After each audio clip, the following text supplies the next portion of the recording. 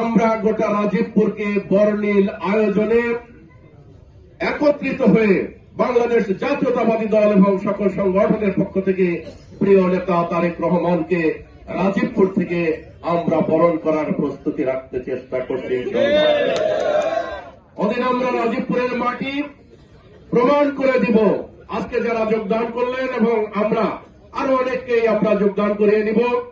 আমরা একটি কারণে সবাইকে আমাদের জাতীয়তাবাদী দলের পতাকায় জায়গা করে দিব, পতাকার নিচে জায়গা করে দিব। সে কথাটি হল মহান ৭১-এর যে আমাদের সশস্ত্র সংগ্রাম হয়েছে, সেই সংগ্রামে যারা বাংলাদেশের স্বাধীনতা সার্বভৌমত্বের বিরোধিতা করেছে, যারা ধরে ধরে পাক হানাদার বাহিনীর হাতে আমাদের মা বোনদেরকে তুলে দিয়েছে তাদের শ্লীলতাহানি করার জন্য, যারা বাংলাদেশ নামের একটি রাষ্ট্র গঠন হোক এটি যারা কখনো চায়নি, আজকে সেই ৭১-এর শকুনেরা বাংলাদেশের স্বাধীনতা সার্বভৌমত্বের উপর আঁকড়িয়ে ধরে খামচিয়ে আমাদের পতাকাকে ছিন্ন ভিন্ন করার ষড়যন্ত্রে ব্যস্ত হয়েছে। আমরা এদের বিরুদ্ধে আমরা সতর্ক থাকব। অনেক সংগ্রাম হয়েছে, কিন্তু ষড়যন্ত্র এখনো বন্ধ হয়নি।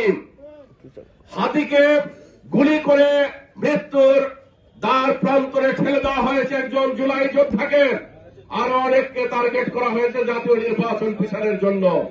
বিএনপির সকল পর্যায়ের নেতা কর্মীরা আমরা সতর্ক থাকব, ঐক্যবদ্ধ থাকব। যে কোন ষড়যন্ত্র, যে কোন আক্রমণ, যে কোন হামলা মোকাবেলা করে অতীতের ন্যায় ইস্পাত কঠিন মনোভাব নিয়ে বজ্র মুষ্টি হাত উঁচু করে আমরা বাংলাদেশের আগামী জাতীয় নির্বাচনকে বেগম খালেদা জিয়ার পক্ষে উপহার দিতে চাই। এজন্য আমাদের ধানের শীষে ভোট দিতে হবে।